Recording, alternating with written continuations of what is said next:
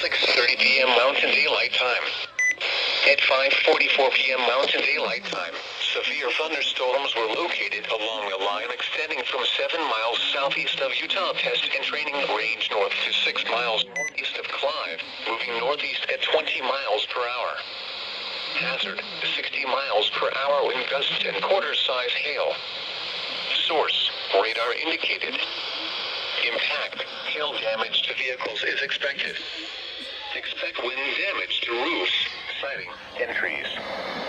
Locations impacted include Dell, Utah Test and Training Range North, Great Salt Lake south of the Causeway, Tit Island, and Lakeside. This includes Interstate 80 in Utah between mile markers 51 and 70. For your protection, move to an interior room on the lowest floor of a building. If on or near the Great Salt Lake, get away from the water and move indoors or inside a vehicle. Remember, lightning can strike out to 15 miles from a thunderstorm. If you can hear thunder, you are close enough to be struck by lightning. Move to safe shelter now. Do not be caught on the water in a thunderstorm.